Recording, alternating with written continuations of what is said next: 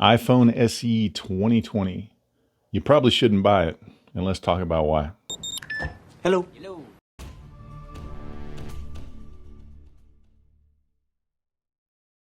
Okay, so first things first, let's get into the specs of this thing real quick. So as you've already noticed, this is obviously an iPhone 8 chassis. This has got a 4.7 inch display. It's a 720p LCD display.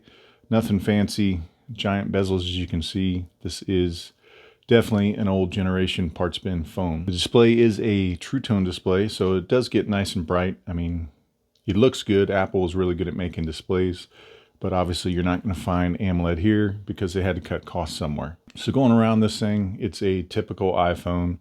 You've got your switch that silences the notifications, mutes it. You've got your volume up and down rockers. And then on the other side, you have your power button. And then on this phone, of course, you've got the old school home button, touch ID button, whatever you want to call it. And then on the bottom, we've got our 2 speakers and our lightning port. You've got your front facing camera here embedded into the giant bezel. And of course, your single rear facing camera. Obviously, this thing's got a small battery inside. It's about a 1800 milliamp battery, so this will get you about 5 hours screen on time. You can go a little further, a little less, depending on what you do, but you can definitely kill this in a day. But you can also definitely make it through the day without killing this. But you are going to be under 10%. Keep that in mind. Along with that small battery, they did incorporate fast charging, which didn't come in the box, of course, but if you want to watch my unboxing, I'll put that in an in card and you'll see exactly what came in the box. But it was the original 5-watt charger that's been around for literally years. But if you splurge and you buy a bigger charger, then you can get up to 30 minutes, up to 50% charge in 30 minutes. And this also supports wireless charging, which is really nice. Okay, so back to those cameras. Like I said, this does have a single 12 megapixel camera, but with this camera you can shoot 4K video at 30 and 60 frames a second, and it does look really good. As far as the front camera, it's a 7 megapixel shooter, and this will do 1080p video at 30 frames per second. But just because it's 1080p doesn't necessarily mean it's bad. I personally think the front 1080p video looks more crisp than the rear video, in my opinion. It just, to me, it actually looks really good. And along with those cameras, there is no included night mode like you would get with the 11 series and up. So I will say the best thing about this phone overall is definitely the cameras, but they're still not going to be as good as you would get in the 11 series. I mean, it's going to be similar. You're going to get similar shots, but once you start to, you're really going to start to see kind of the difference in the newer phones as opposed to this one in the iPhone 11 series. Also, along with that, the video stabilization in this is okay. It's not the best. I will say the 11 series iPhones are probably the best in the business right now when it comes to image stabilization on their video. And unfortunately, that didn't transfer over this. So like I said, this is a budget phone, so they are going to cut corners and cut costs where they can. So that being said, like I said, the camera is the best feature of this entire phone. So let me show you some of the shots I've taken with this video and both photo. Now keep in mind, because of the quarantine, I was limited to where I could go and take pictures, but sit back and enjoy and let me know what you guys think.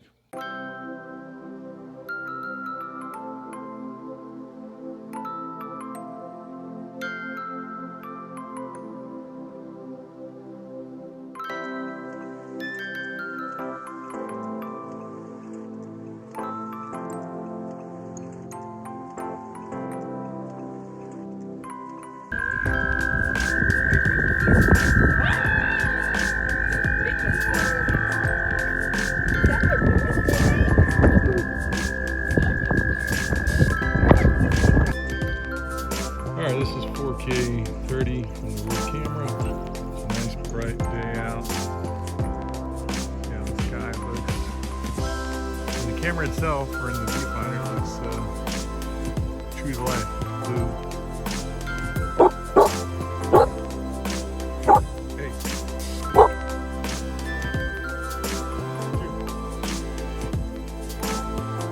Alright, front facing camera, 1080p. I got it for 30 frames a second. do 60, but it's a nice day out. Trying to end stabilization. Gonna take on the dogs right now.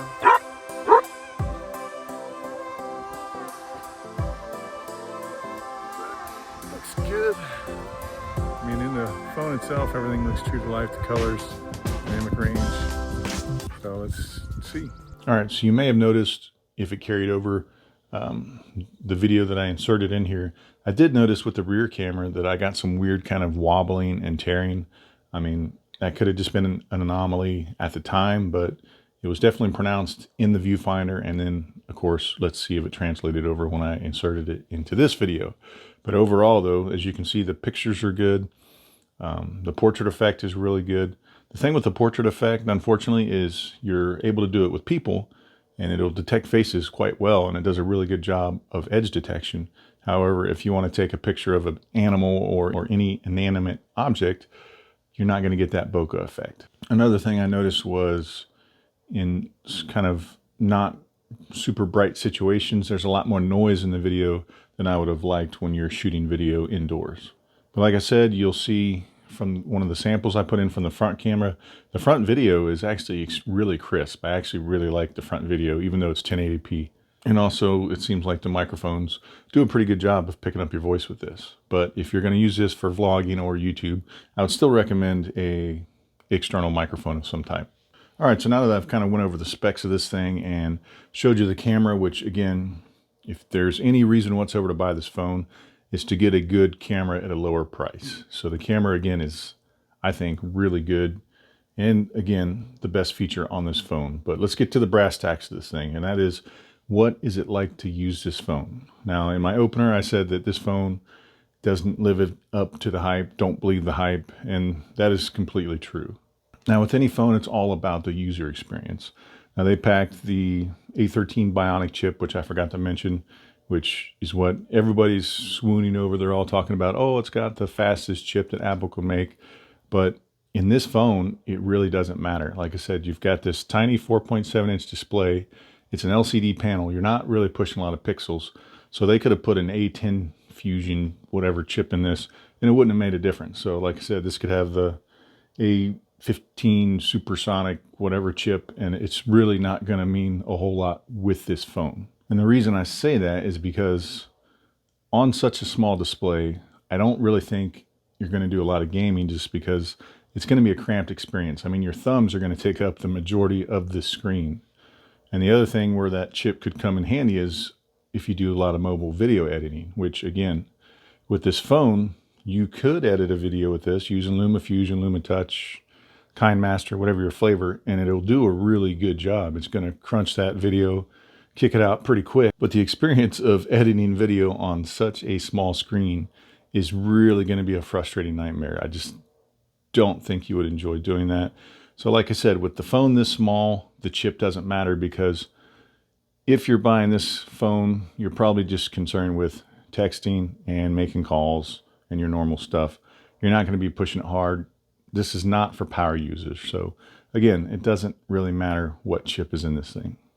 So as far as the user experience goes with this, when I first opened this and started using it, it was really a shock to the system. Like I said, it really hurt my eyes. So I did post a tips and trick video, which I'll also put in an in card on this, the way to zoom in all your icons and just make everything easier to read.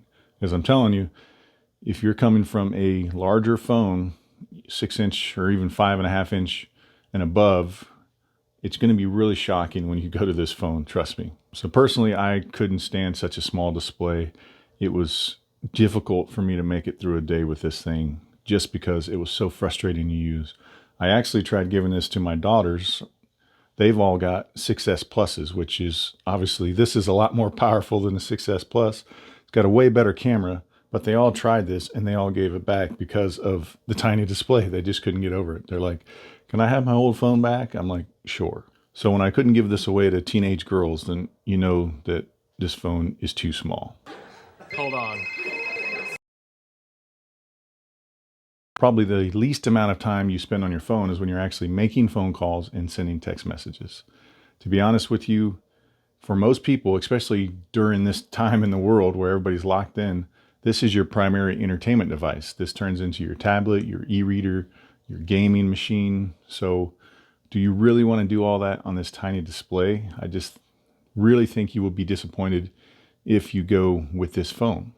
Now, obviously, if you're coming from an original iPhone SE where you've never used a larger display, you've never used an AMOLED display, then yeah, you're going to be right at home. If you're coming from a larger display, whether it be Android or iOS, I really think you're going to be disappointed. So don't get sucked into Apple's marketing or what everybody's telling you about this awesome A13 Bionic chip.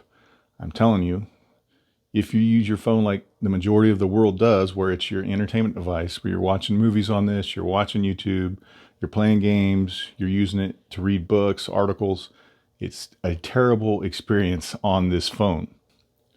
Like I said, I even boosted the zoom all the way. I made the text as big as I could possibly make it, and it is just frustrating to read content on this device. All right, so let me wrap this up before I start rambling too much. Right now, unfortunately, all the retail stores are closed. So if you were thinking about getting this phone, I really don't recommend you buy it sight unseen.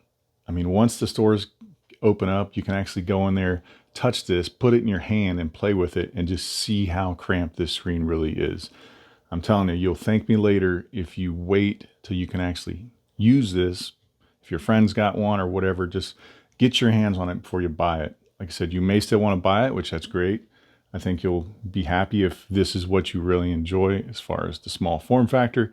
But I think any phone bigger than this, you're going to be disappointed, you're going to be cramped, and you're going to have some buyer's remorse. So like I said, don't believe the hype. Don't fall for Apple's marketing. This phone is definitely compromised. It is a major compromise. Yes, it costs $400, but there are so many better options out there. Unless you are hell-bent on iOS, where you're locked into the Apple's walled garden where you've got to have iMessage, AirDrop, all that stuff, then I would still not buy this phone. I would spend the extra money, get an iPhone 11, or even get an older phone that's just got a bigger display. But again, I don't think there's any reason to buy this phone. Don't get sucked in by that price tag. And most people aren't going to go with the $400 64 gig entry model.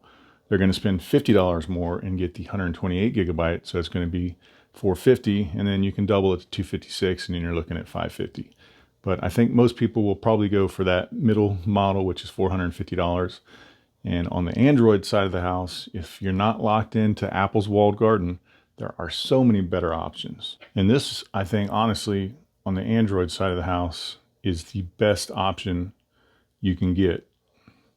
And this is the Samsung Galaxy S10e. This is literally about the same form factor. It's a little bit taller than the iPhone SE, but if you look at the front, it's got a modern screen.